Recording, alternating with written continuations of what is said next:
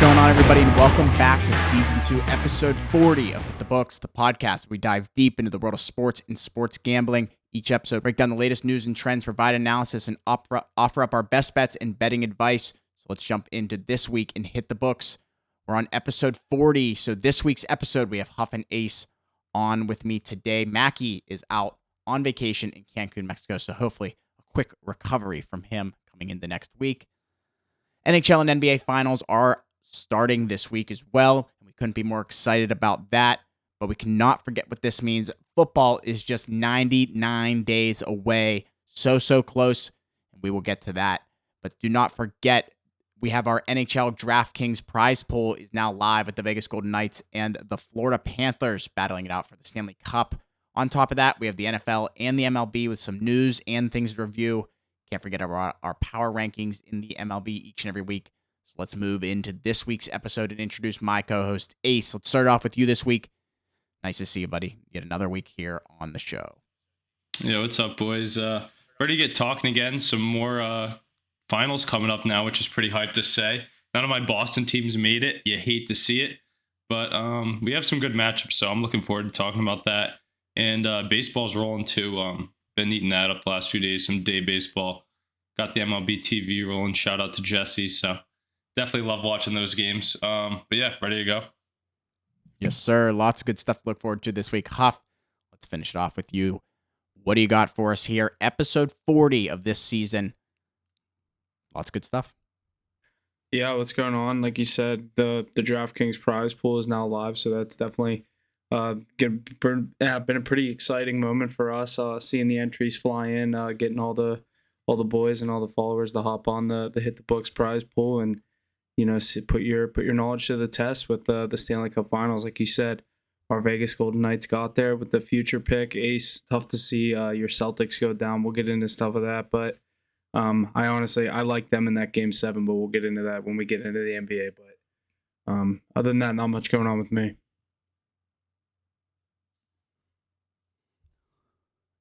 Alrighty, boys. Let's jump into the NHL to get us going on this week's episode. The Stanley Cup Finals are here, but let's review the conference finals before we get into the Stanley Cup.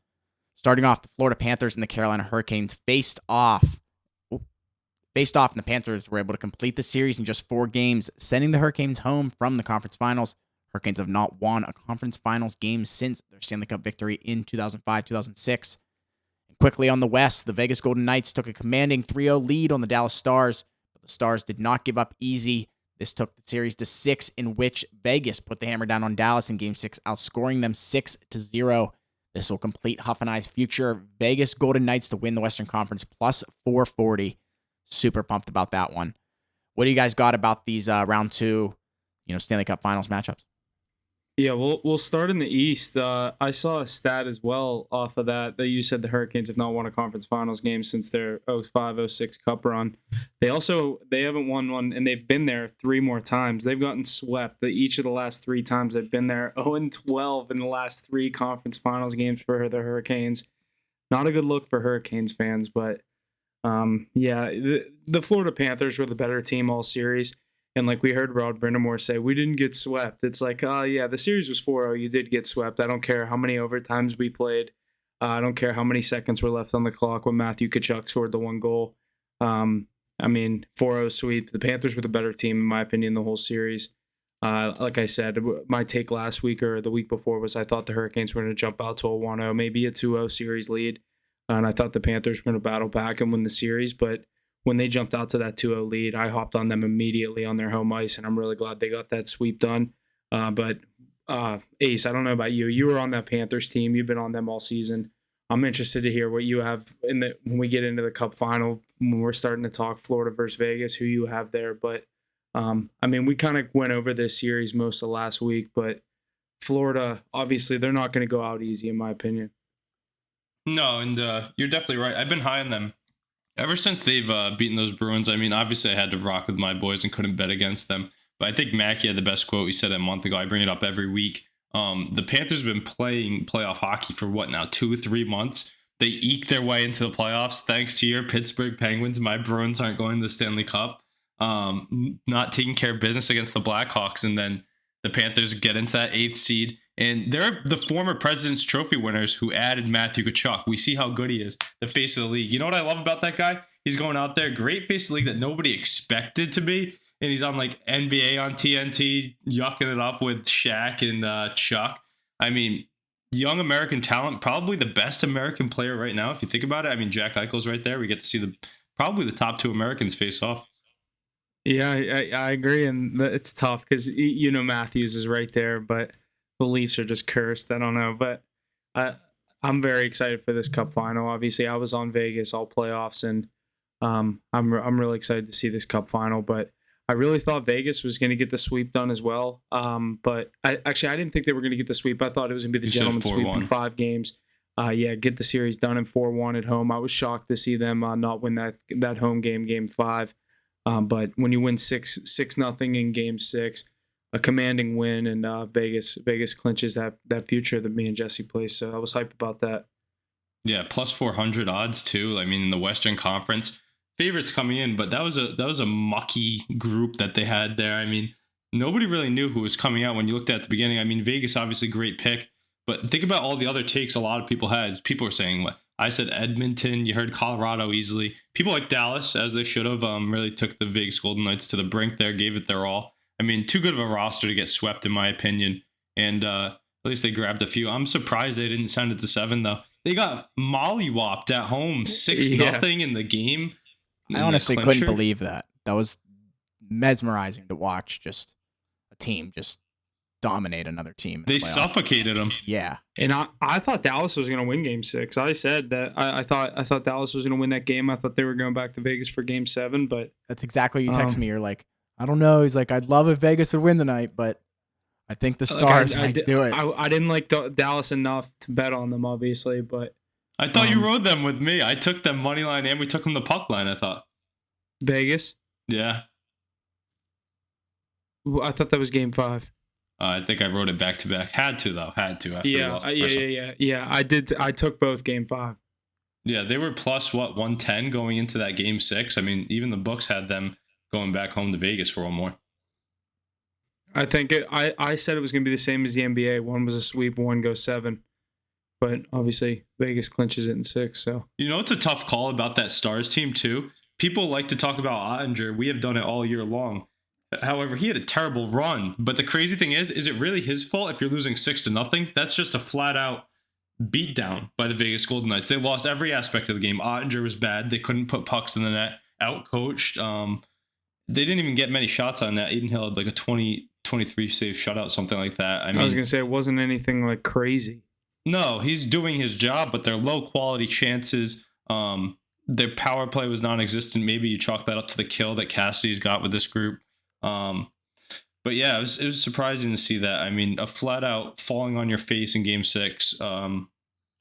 Dallas Stars fans used to this, I guess. We've talked about that, too. I mean, how many years are they going to go? How many years are they going to go to the conference finals? I mean, is Ottinger not that guy? It seems to be, maybe. In these big moments, I mean, he had a terrible series. He had a terrible run. You're right. And he's the reason that they were alive in Game 5 or Game 4. Like, he is the reason that they were there. I mean, he was making the saves necessary, especially in Game 4. I took them in Game 4, not Game 5, but I did not think they were getting swept. It was tough, but I don't know. I really am excited for this final. And like you said, I don't know. Ottinger, that's a whole different story because a lot of these, we kept saying who's the best goaltender left, and all these good teams and good goalies always Ottinger. Yeah, so every time it was Ottinger, and 6 games, 6-0. That's tough. That's tough looking. He got pulled earlier in the series after letting in 3 goals on 5 shots. So he just was not on his game this series. Mackey said that last week, and I think he hit that spot on. It's crazy to see a goalie of his caliber have his outliers be good games, and the consistency was just poor performance night after night.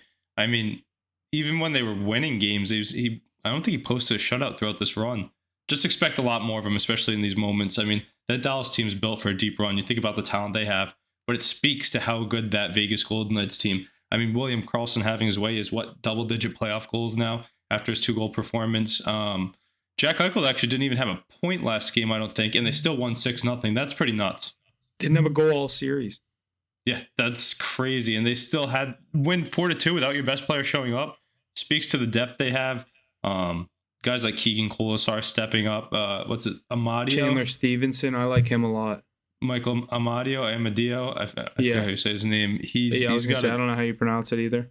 He had a few points going in. Guys like Marchessault and Riley Smith, who have been a part of this Vegas team for what seems like such a new team, but if we think about it, they've been around for 5+ years now.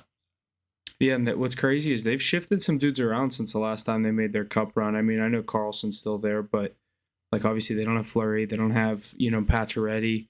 They brought in guys like Pietrangelo and Mark Stone, Eichel. Like they're a new team, and I think there's a reason that they're back, and this is their year that they finally got over the hump and got back to the final. Yeah, that management really. I mean, we thought they kind of got blessed in this expansion draft.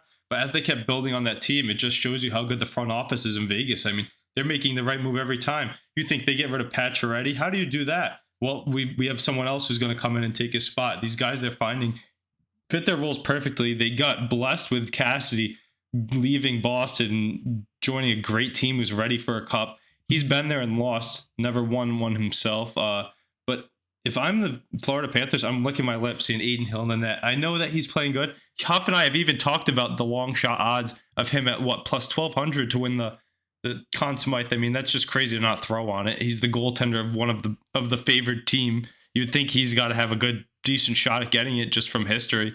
But I mean, if I'm the Panthers, we've been scoring goals. We've been rocking on the road. We're a high flying offense. Like I'm looking to put 4 or 5 some crooked numbers up this series. Yeah, and I guess we'll kind of get into that. Jesse, you want to get into the final? Yeah, let's jump into this Stanley Cup final matchup. We got the Florida Panthers and the Vegas Golden Knights facing it off this year. Why don't we start off with the overall odds for the whole series? For Vegas to win the Cup, they're sitting at -125. The Florida Panthers are sitting at +105. But let's jump into Game 1, specifically the odds for Game 1. Vegas is favored at -1.5 is +180. Their money line sitting at -134. Florida's money line +112, and the over/under sitting at 5.5. The over favored it at -120. Interesting. That first game, what you really have to look at going into Game 1, in my opinion, is the series price, right? We're going to take them game by game, and you're going to see it's going to be a series. I don't think this is going to be a sweep either way. I don't think you think that either, right? Yeah, so that's why. I mean, take your series bet from the beginning, and then you got to ride night by night because there's going to be swings in this series. I think there's going to be some 2-1 series lead, a 3-2 series lead the other way. I think it's going to be back and forth. Two teams that don't really know each other, not too familiar. Maybe the Panthers are a bit familiar to the Bruce Cassidy style of hockey that they played against last year and beat up on in their President's Trophy run. But at the same time, these two teams are very foreign to each other. This is a tough one for me. Vegas and Florida. When you think of the Stanley Cup final, those aren't necessarily the two places that you're thinking of to be representing for the Cup final. But I don't know. Like you said, I think it's definitely going to be a series. I have Vegas winning it in 6. I feel like I have to just keep riding them, and I don't know. I want to say 7, but I really think this is at some point, I don't know, Bobrovsky has got to slow down. He can't keep winning these 1-0, 2-0 games for Florida. Like you said, if they're looking to beat Vegas in this final, they need to get to Adin Hill and get to him fast and put, like you said, 4 or 5 in the net. Because Vegas is able to hang around in those kinds of games, and if they're able to put bucks behind Adin Hill, I think Florida's definitely going to be the better team in this series. But I like Vegas. I'm going to go with Vegas in 6 as my pick.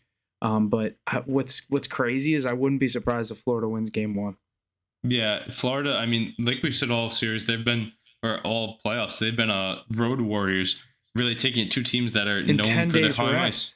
Think about it. The Carolina Hurricanes, the Toronto Maple Leafs, the Boston Bruins, teams with strong home ice presence getting dominated in their own building and then shell-shocked. And I think that's what's going to happen. I really think that the Vegas Golden Knights are going to be shocked at how quick and how fast this Florida Panthers team is. A lot younger. I was looking at the way they were built. I don't know if you guys saw that post I might have sent in the chat. The way that these Panthers are built. A lot of them drafted, claimed off waivers, a few trades, and a few signings. Obviously, everything you need to go into it. But all within the last few years is the thing I'm interested in. It's a very young group. They're playing well together. I like the Panthers in 7. I think this one goes the distance. The Panthers have had their way throughout most of the run, but this valiant Vegas Golden Knights team has been here. They're older. They're well coached.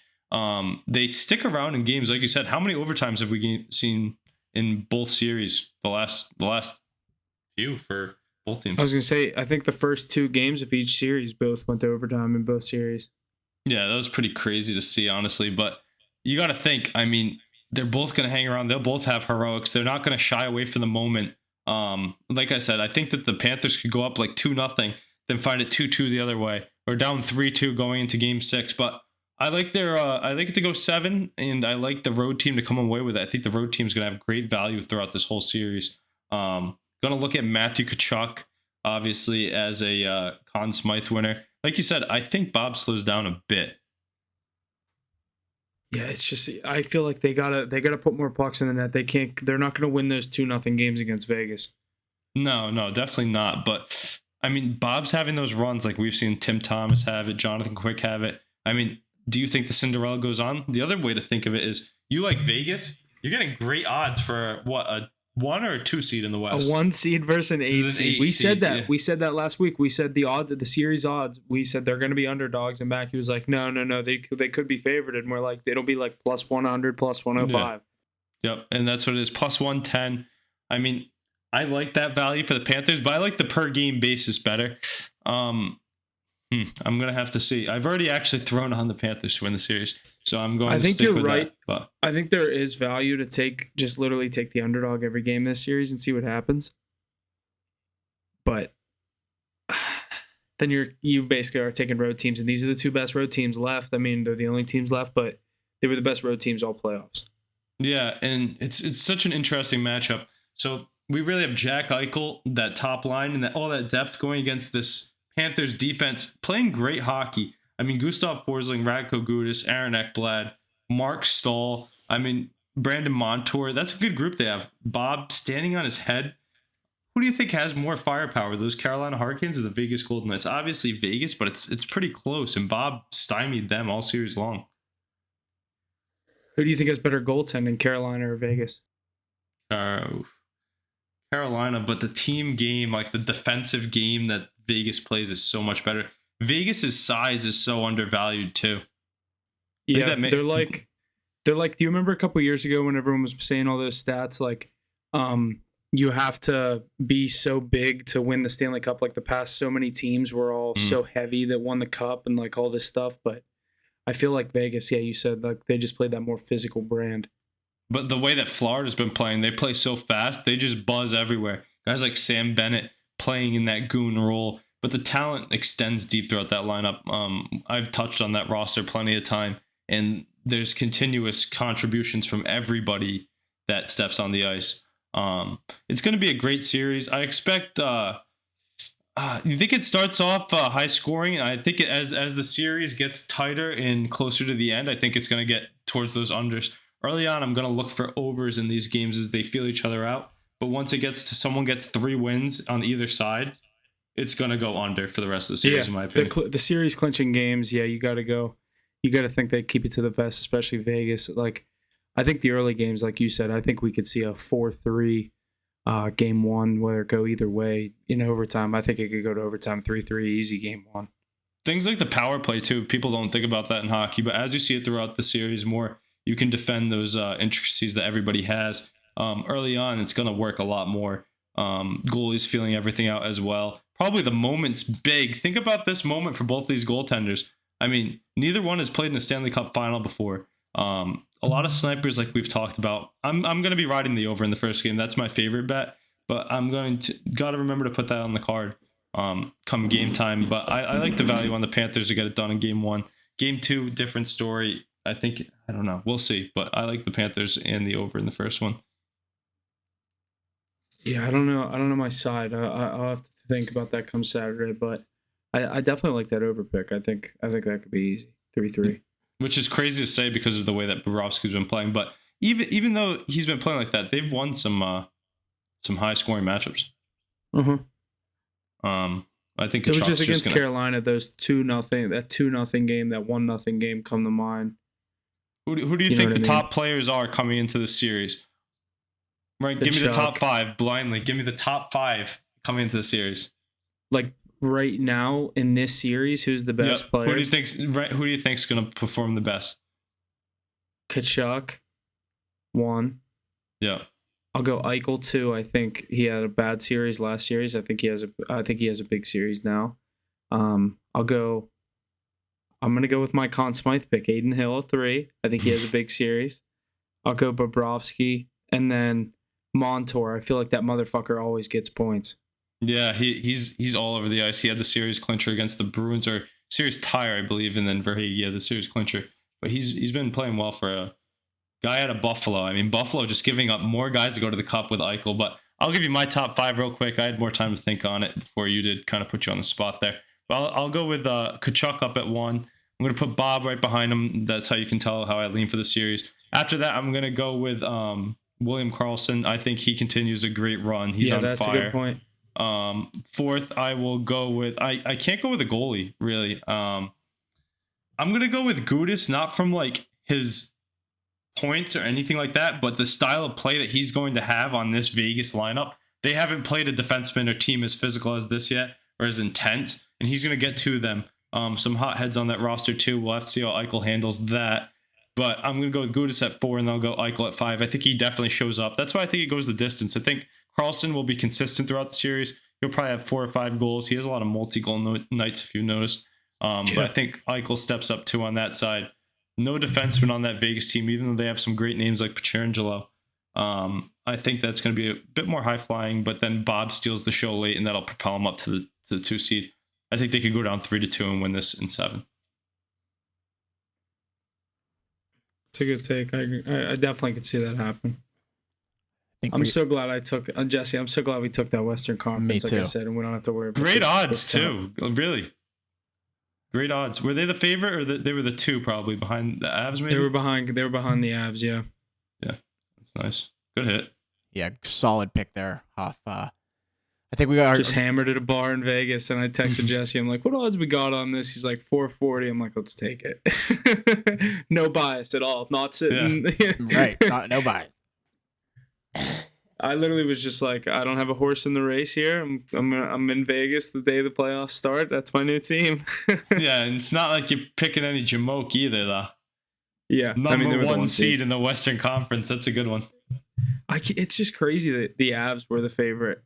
With them being the 1 seed, it's just, I don't know. The Avs are the Avs. They're already the favorite to win the Cup next year at like plus 800, and I'm like, they're good, but like, I don't feel like there's any true favorite in the NHL that you can look ahead a year right now.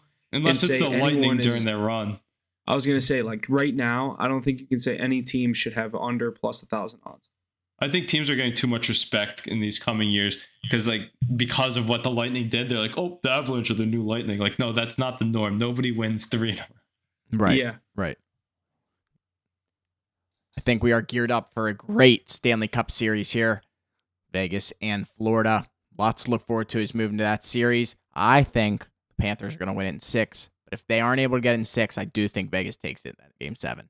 I just think that they are going to come out and do another Dallas Stars type deal. Maybe not 6-0, but just handle them in that game. All right, we have a couple new coaches across the league in the NHL. The Washington Capitals have hired Spencer Carberry as their new head coach, and the Predators have hired Andrew Brunette as their head coach. So lots to look forward to as some changes are happening here in the league. New coaches, things like that, and some of these teams that are getting a little shaken up. Barry Trotz, the general manager of the Predators, making that decision. Capitals obviously on some stilts, trying to figure that whole deal out. Alrighty, let's move over to the NBA. The conference finals also wrapped up in the NBA. The Denver Nuggets and the Los Angeles Lakers tipped off, and the Nuggets took over that series in just 4 games to sweep the Lakers out of the playoffs this year, as we talked about with LeBron possibly retiring, things like that.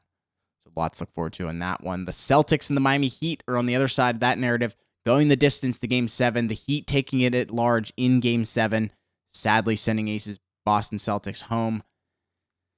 So what do you guys think about the conference finals? Any good comments? I mean, we'll get that Denver Lakers series out of the way first. We touched on that a lot last week, but I think we'll talk about it more in the matchup. But what an utter and complete failure by the Los Angeles Lakers. But let's not take away from the utter and complete failure that the Boston Celtics had at home in Game 7. Another Game 7 lost in this playoffs this year from the Boston teams in the Garden. Seemed pretty cursed at home. Tore my heart out. I literally, again, for the second time this year, I bought into the hype. But this time, coming back from 3-0, I had the plus 650 ticket. I was texting Jesse. I was ready to make clips. And I, just like the Boston Celtics, thought that the series was over when we won in Game 6. The most improbable win. What a great 3 games. Shout out to Joe Mazzulla, honestly, for turning that thing around. It could have been ugly with that 4-0 sweep. Obviously, same outcome, but got to give credit where credit's due, and I'm going to give that to the coach, especially the play he drew up, even if it's not specifically him. That last play of the game in Game 6 was perfect, but I can't believe this Game 7 collapse they had. I was shocked. Huff, I think you were too. Yeah, I didn't like the spread either way. The one play that I did like it, I ended up taking was the under. I think I got a 205. I don't really remember what I ended up getting it at, but I liked the under in that game.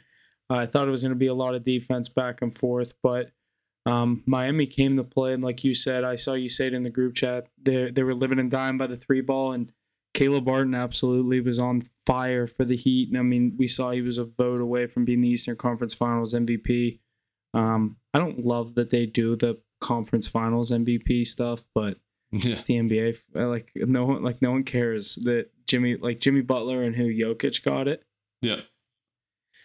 I don't know.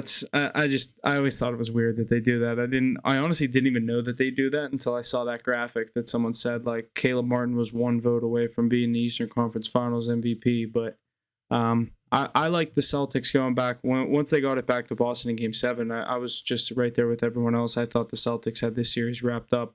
I didn't like the 8 points or whatever it was, 9 points, but I did like Boston to win that game. And Jimmy didn't play his best game at parts of that game, but the depth and bench of that Heat team really is what carried the way. Yeah, and the crazy thing is there's so many knee-jerk reactions out of Boston fans right now. Obviously heartbroken because everybody thought like they were in the perfect spot to win. But if you recall back to last week, I said they just have to win. Well, they'd already they made it 3-1, so they win 4 in a row. But I was saying they only have to win 3 in a row.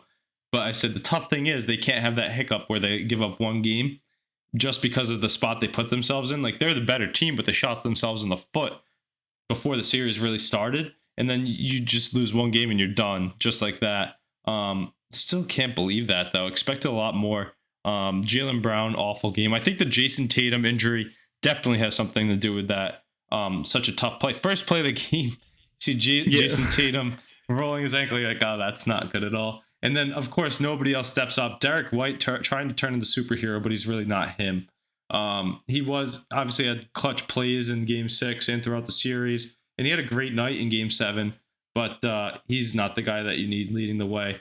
Celtics continue to chuck up threes, but nobody was hitting them. Same goes the other way for the Heat, though, but their role players are just that, role players. Their role is to hit threes, and that's what they were doing. Like you said, great play on the under. The defense on both sides was electric. But Grant Williams coming into the game, getting exposed. Every big bucket's against him. Guys like Caleb Martin just slapping every 3 they get. Duncan Robinson, solid game. Celtics actually played good defense. I honestly thought they were going to put up over 120 because that's what they did all season long. But they laid an egg in Game 7. And that one's going to sting. Another chance to get back to the finals for back-to-back years. Looks like they're going to have to go that long road again. But kudos to the Miami Heat. I mean, Eric Spoelstra, one of the best coaches of all time.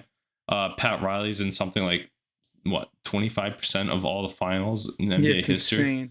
Between playing, coaching, and owning, it's insane. I saw this the other day, but curious to hear what you have to say about this.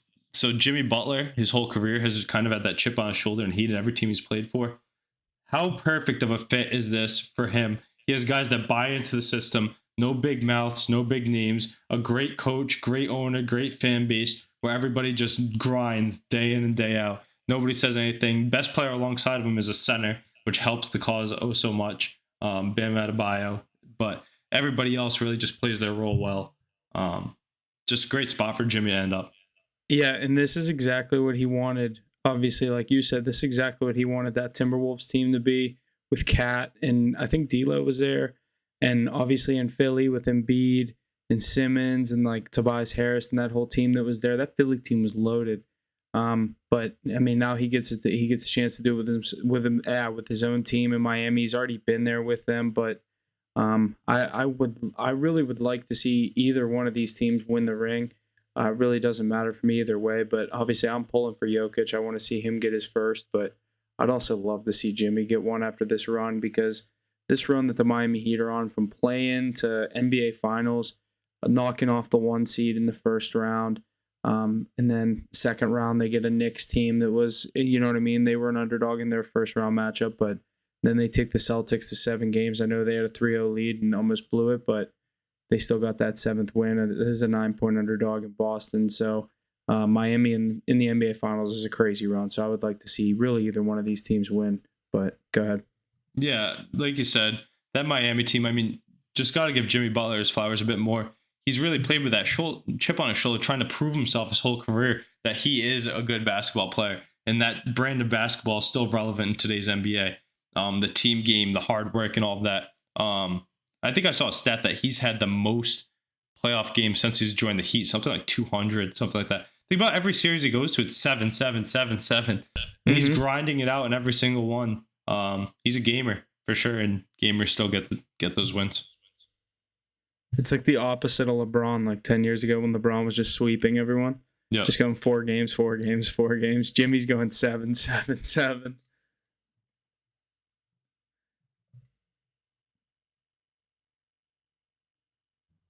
Alrighty, let's jump into this final series and run over these odds real quick. To win the NBA championship, the Nuggets are favored at minus 460 here on FanDuel. The Heat coming in at plus 350. So just some incredible value there on the Heat. But going into game 1 on Thursday in Denver, the Nuggets are favored by 9 points. Their money line sitting at minus 390. The Heat money line at plus 310. And the over-under sitting at 219.5.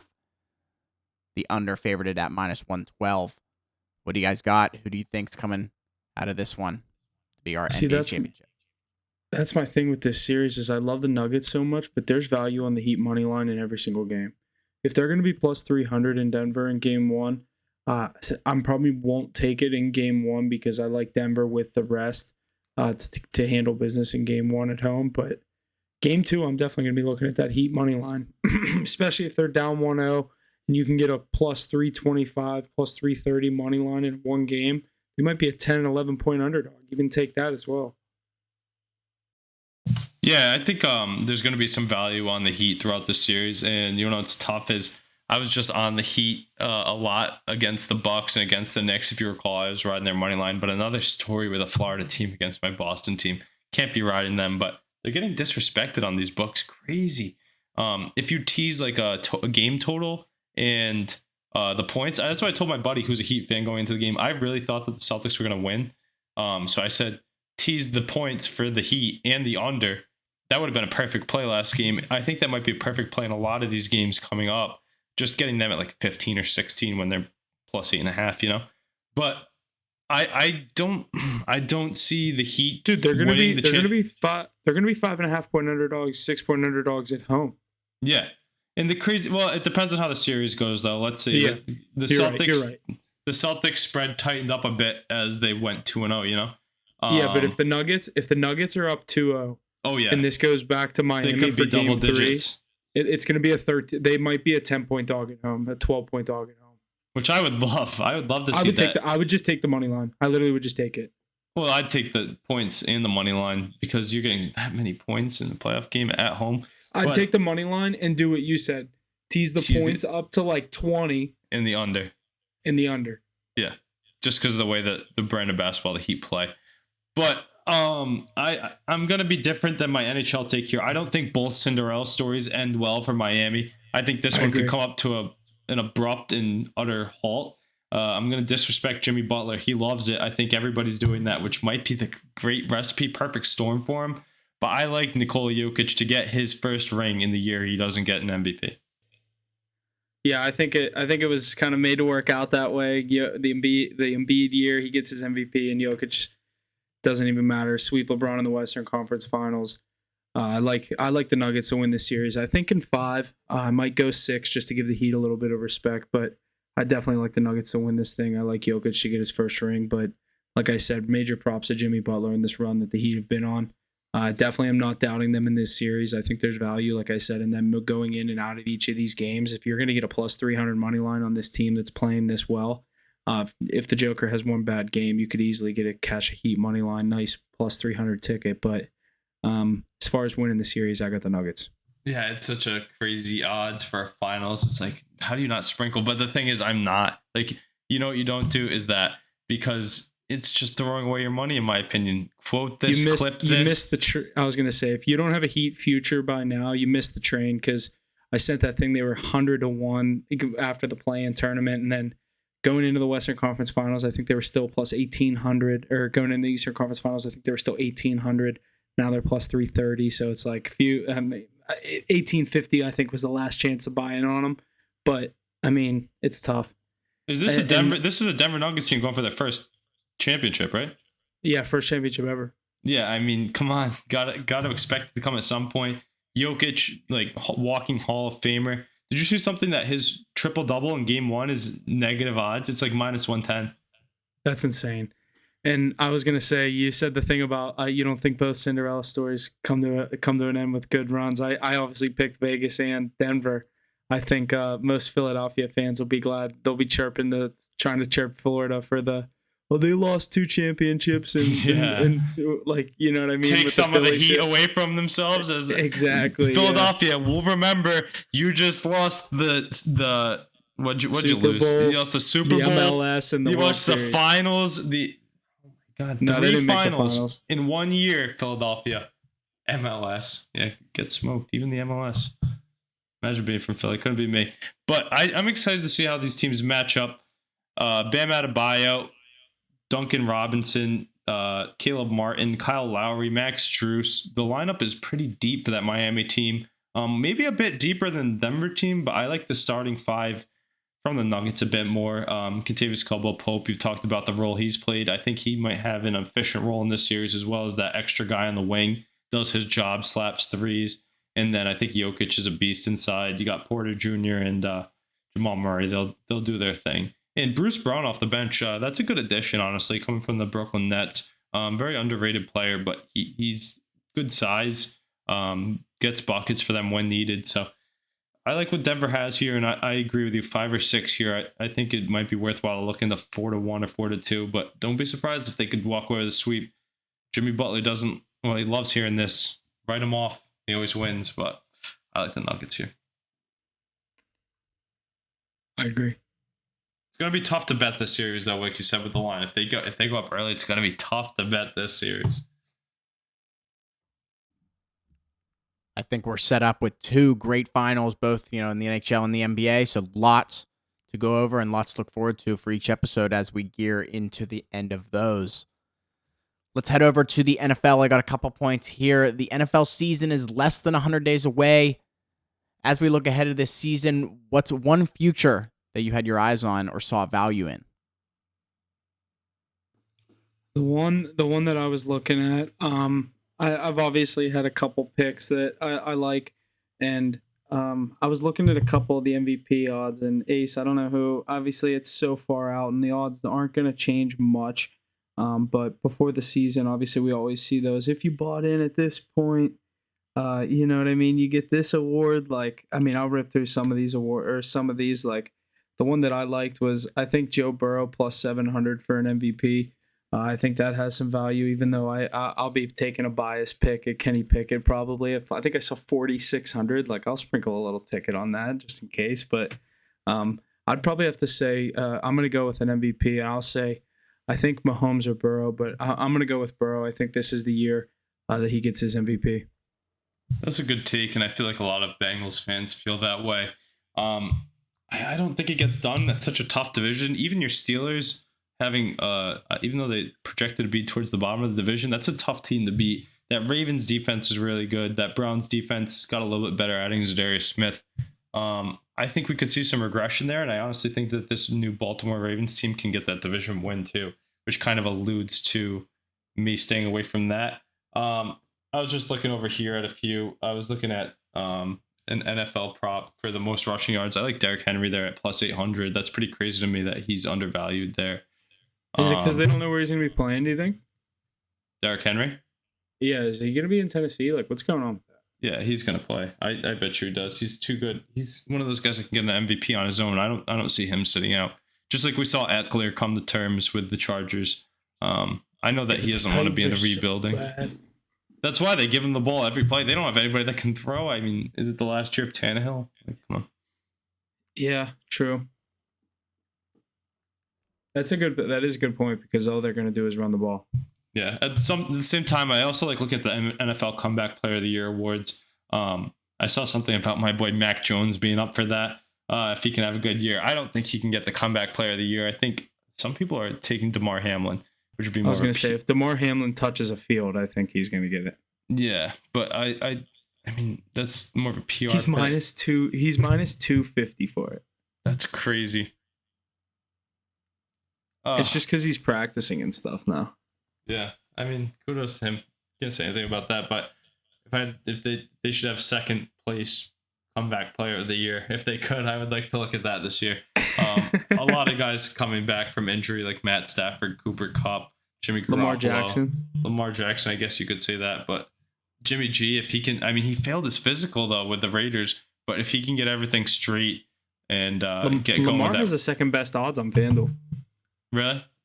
Yeah, that's weird to me because DeMar Hamlin minus 250, Lamar Jackson plus 1800, Tua plus 2000, and then John Mechie plus 2000. So yeah, I would look at Garoppolo if he was playing. I think he could really have a big year with the Raiders and McDaniels. But I guess that makes sense. If you're going to look at that Lamar Jackson play, then it essentially thinks you're going to have a great year. I would look at him more of in an MVP season. If everything my brother tells me is right, big Ravens bias there, then he should be good enough to get another MVP and return to form with all the weapons he has now. What are the odds sitting at for him to win the MVP this year? Lamar? Yeah. 1,500. Yeah, that's crazy to me. I mean, with all the weapons he has and everything he can do, if you see him leading his division, which means he'll probably be a 1 or 2 seed in the AFC, I bet you he could be in that conversation if he can stay healthy for the full year. Fulfilling that contract, being happy, getting weapons added there, fully healthy, like I said, and getting the bag. So I like Lamar Jackson, the Ravens, a lot this year. I was high on him last year. Obviously, injuries crippled their season, but I think that they'll have a good run. Yeah, I'm not sold on the Josh Allen hype. I don't know. I don't. Yeah, I think they might lose their claim of the division soon. Yeah, me too. And I like Josh Allen a lot. I just think that front office isn't doing enough to help him. No, letting guys like Tremaine Edmonds walk. The defense losing some cornerstones. We see the temper tantrums from Stephon Diggs really iterating the thought process there up in Buffalo. I was high on Miami last year. I'm not a believer in the Jets, regardless of getting Aaron Rodgers. I think Miami's the team to beat. Their most talent, I guess I would say. Yeah, they got the most studs all around the field. Like I said, the NFL season is less than 100 days away. We find out that DeAndre Hopkins has been officially released from the Arizona Cardinals. Curious where you guys see him ending up and what teams would be a good fit or who should make an offer on him. Ace, what do you think? I've heard so much talk about this. Everybody seems to be amazed by the DeAndre Hopkins hype, and I've been high on him my whole life, his whole career. I've always said he's a top 5 receiver, and he shows that with the plays like that Hail Mary and whatnot. But the thing is, how much are you willing to pay for a guy that's that old? How good is he still? If you go to a contender like the Chiefs or the Bills where they can make the money happen, then I really like that. But my dark horse to go get him would be the Dallas Cowboys. I don't think they could afford him. Whoever is going to get him and he's going to make an impact, he's going to have to work a contract, in my opinion. See, the one place I could kind of see him going that I saw them interviewing the quarterback on TV was Cleveland to play with Deshaun Watson again. I thought that would be kind of cool, and that's coming from a Steeler fan. I thought that would be kind of definitely a realistic landing spot for him in Cleveland, but I definitely could see Dallas, but I've been hearing Chiefs, Bills, but It's always Chiefs, like, Bills, Eagles. Yeah, exactly. Just the three best teams in the league. Ravens too. I mean, a lot of people were telling me, oh, they got Odell Beckham Jr. though. No, Odell Beckham Jr. is a great ad, but if you can get DeAndre Hopkins and make it work, then you get DeAndre Hopkins. He's your wide receiver 1. And they were like, oh, well, Odell doesn't play well in that role. Well, did we not see him just win a Super Bowl as the 1B to Cooper Kupp? And that's where he really excelled in that role. I mean, I know they have guys like Zay Flowers and Rashad Bateman, Devin Duvernay, but I don't think Rashad Bateman's that good. All 3 of those guys are 3s in my opinion. 2s or 3s. Obviously Zay Flowers yet to be seen, but if you could add DeAndre Hopkins to the mix in Baltimore, boy, that would be something. But I think Cleveland with Deshaun Watson would be. That'd be crazy. I didn't even think about that. That'd be a good one. Deshaun said he was calling. They said in the interview. I think Deshaun said he still talks to him all the time. Like, do you think he joins, like DeAndre Hopkins gets claimed by one of those teams in the arms race of the AFC? I think it's tough, but I think the Chiefs is where he's gonna go because Mahomes is just gonna say, I want DeAndre Hopkins, and all of a sudden it's done. But I don't know. It's tough. I think the Chiefs is probably going to be the place where he goes. I was thinking a good landing spot for him could be somewhere like Jacksonville, but I don't think he wants to go play in a small market like that. Nah, yeah. I think he also wants kind of somewhere he's not the true one. Like, if he goes to Baltimore, he's the one, but there's, like you said, there's names around him where he's not out there every Cleveland, he'd have Amari Cooper. Yeah, exactly. I also saw Peoples-Jones. I like him a lot too. I don't know why I've seen this because I feel like their receiving core is nice, is the Los Angeles Chargers, but I've seen that he'd consider that team as well. I think that's probably just he wants to live in LA. Yeah. And catch passes from Justin Herbert. That's a great team. That franchise is they always end in bitter taste at the end of the season, but it's a great team. I mean, all the pieces they have are perfect in LA. 2 years ago, all they needed to do was tie, and they called a timeout against the Raiders. And the Raiders kicked the field goal, and it sent the Steelers to Kansas City for the playoffs. Yeah, that was crazy. I remember that. Everyone was like, bet the tie. It's going to tie. It's going to tie. And it literally almost tied. I was pacing around my basement. I'm like, Steelers are going to miss the playoffs because this fucking game tied. And literally, like, remember the whole overtime? It literally started to look like they weren't trying. Yeah. And then Brandon Staley tries to be a hard ass, and he's like, timeout. I'm going to ice the kicker. It's like, what the fuck are you icing us for? We're 30 yards away. We can end your season right here. Yeah, that's crazy. That was crazy. But now, last take on this DeAndre Hopkins piece. You think he draws us out for a while, or will he sign anytime soon?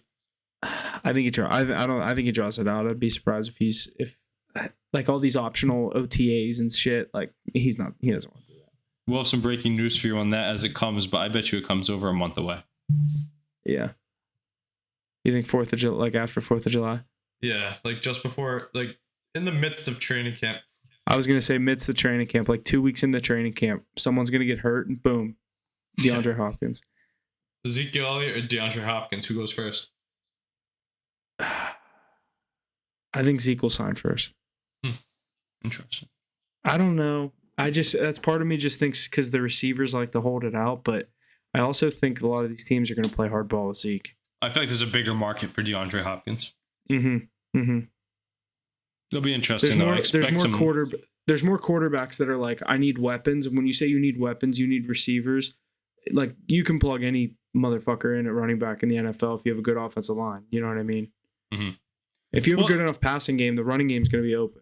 Yeah, you're not wrong about that. I mean, obviously, Zeke would be a game changer compared to some others. Absolutely. Yeah, absolutely. But at the same time, this DeAndre Hopkins news, I've been reading some of the stuff, and a lot of teams are in on him, but not at the price he's looking for. So I wonder if it's going to be more of him ring chasing or chasing a bag, because it's a very different outlook of teams of who can afford him and who can get him. I'd like to see him play some meaningful football games again. I wonder. I missed that Texans Chiefs game where they were up 24-0 and then Mahomes came back. It was the exact same thing as what Trevor Lawrence did to the Chargers last year. Alrighty, one more point here in the NFL. Tua Tagovailoa, I don't even know how to say his name. Tagovailoa. Officially healthy heading into the new season after picking up his fifth-year option. The Dolphins expect a lot out of this Alabama product. How do we see him doing this upcoming year? Do we see him showing up and showing out, or do we see him dropping the ball? I think he has a good season. Mike McDaniels, I love the offense he runs, and how can you not be good with Jalen Waddle and Tyreek Hill? That's such a great offense. They added some more alongside it, and that defense is getting stronger. But McDaniels and the plays he brought from San Francisco have really lit it up, and I think they'll be a playoff team this year. After did they get in? They just got in last year and they lost. Skylar Thompson got in. Yeah. But that's to his team, and if he can stay healthy for a full year, he's got to do better at avoiding contact. And I bet you they're working on that this year. But I expect a big year out of Tua. Yeah, I do too. I think they're definitely in the race to win that division. Obviously, with like you said, they definitely have the most names all around the field. I'm not sold on the Rodgers and the Jets hype. I think there's going to be tough, like you said, there's tough divisional matchups all the way around in the AFC East, whether it's the Bills. I think the favorites to win the division should be the Bills and then the Dolphins. I just think the Dolphins have some guys that, like you said, that they added on defense and they were there last year. I think this Dolphins team is definitely pretty legit. You know what's crazy is not really a dark horse, but as a lower odds guy, I saw him on the image at least. Is Tua in the MVP race? If he has a good season, he can put up astronomical yards in McDaniel's offense. Remember at his peak, he was throwing like 300 to 450 yards a game, like every week. he was a crazy fantasy quarterback.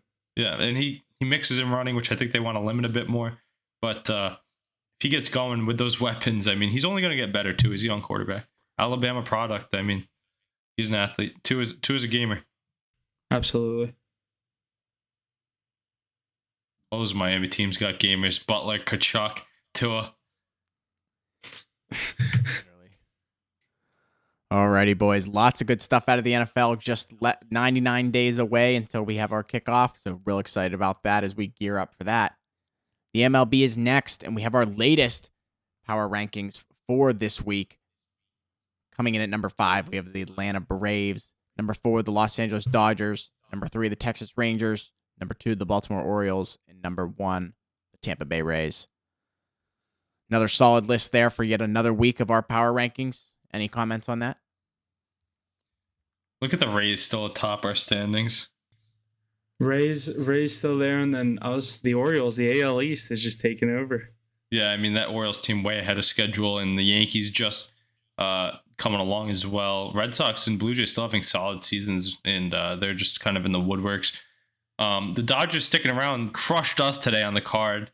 We had them in the parlay with the Braves, and they let us down against a weak Nationals team. You hate to see it, but Noah Syndergaard's kind of washed, but that team's really good. Always have been. Same with the Braves. So expect to see them week after week. I still think these Rays are going to fade out of it, but they haven't yet. Yeah, they keep sitting right around there, so we'll see how many weeks it keeps lasting.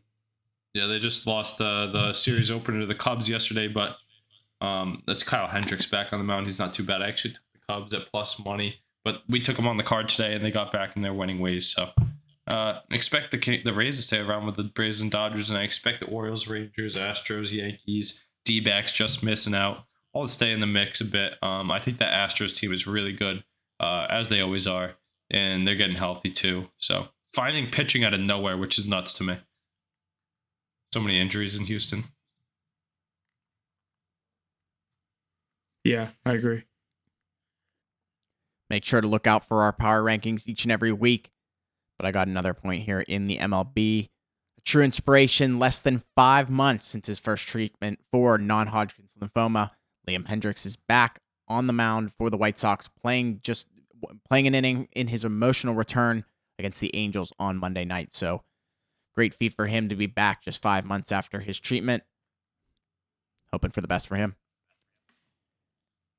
Yeah, we've been riding this White Sox team. They're not necessarily the best team, but there's been value on them, and we definitely hopped on them. We took them today. They burned us, but we've definitely been on this team, and good to see him back.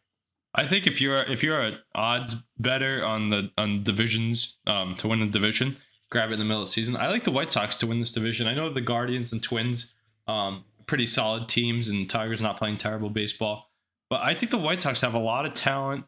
Pretty underrated team. Lucas Giolito leads their staff. Dylan Cease, Hendricks now on the back end. I don't know if he'll get that closer role back, but they have some other good names like Joe Kelly.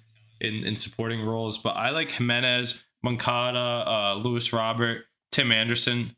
Yeah, they have a great team. I think they're going to start turning up. That's why we've been hitting them so much. Tough today, but that White Sox team in that weak division, in my opinion, could get back to the playoffs.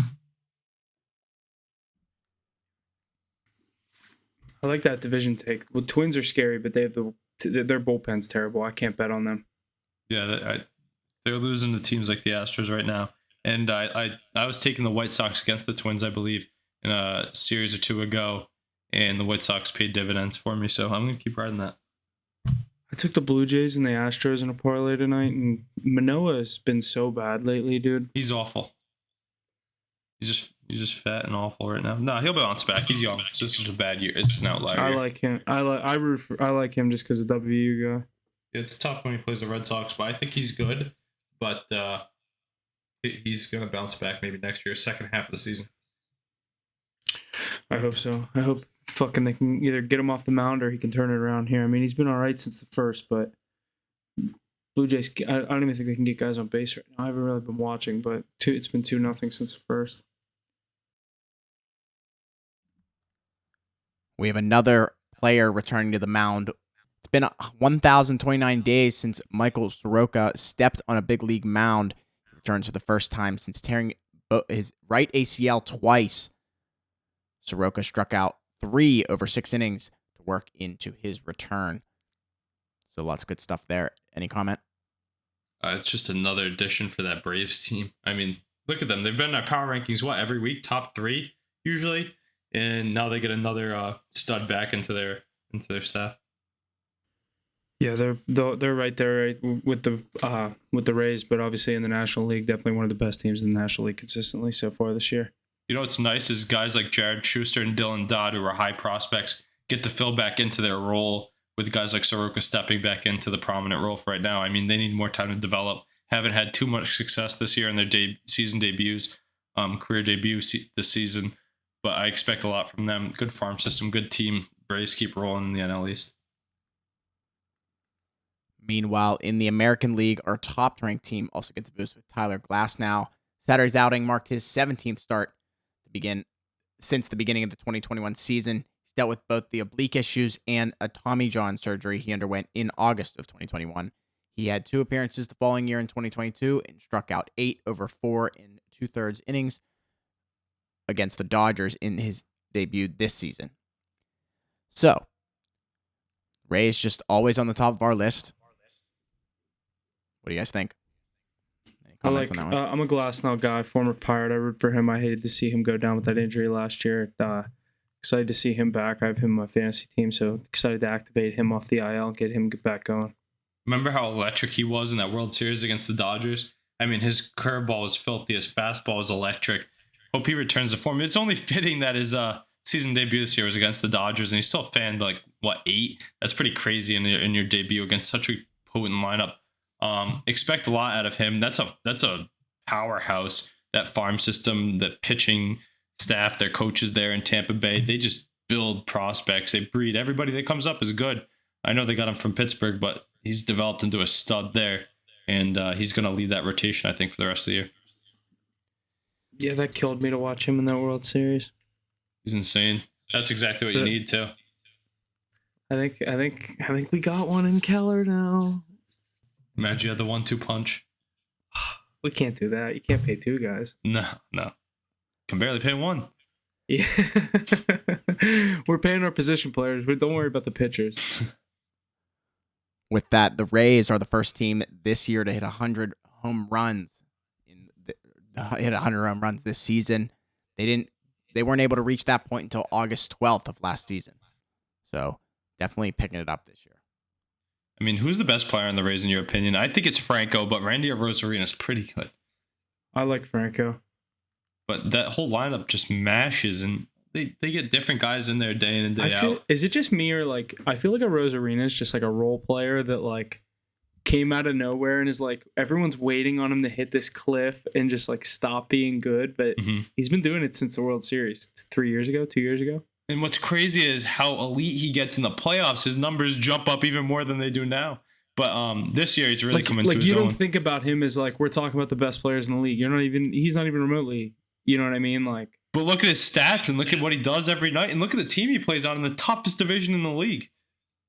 I mean, I agree. What a team! Just that whole system they have down in Tampa, and they're kind of revitalizing it too. The fans are coming along, and reasons like that. I mean, pitching, hitting, fielding, speed, youth, coaching. That's why they're at the top of our leaderboards, right, week in and week out. Expect that team to continue rolling for years to come.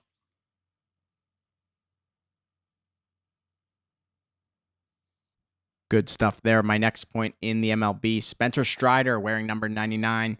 He's the first pitcher in the MLB to reach 100 strikeouts this season, and fastest to do it in league history. It's a pretty impressive feat there, fastest in league history to get 100 strikeouts in the season. I think this has a little bit to do with the pitch clock and that kind of stuff favoring certain people in certain times of the game. But any thoughts on that? Ace, I didn't know much about him last year, and last year was my first year playing fantasy baseball, and I picked him up like 2 weeks into the season undrafted, just picked him up on the waiver.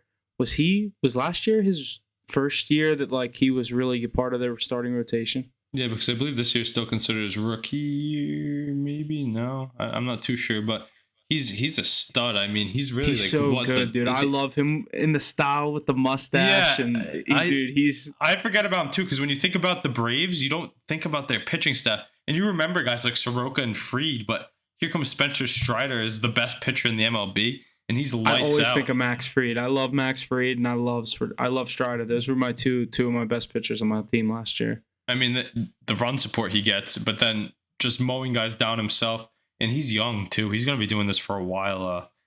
He's got the whole NL on notice. Yeah, he can whip it, dude. He's really good.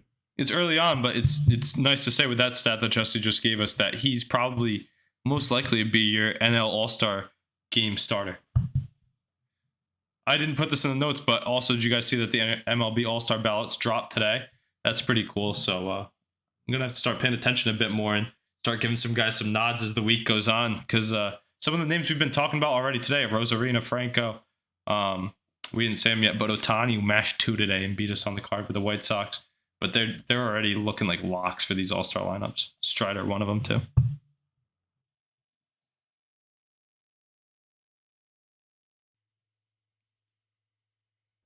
All right, that's going to wrap up everything we have for the MLB this week. We've got 1 point in the college basketball world.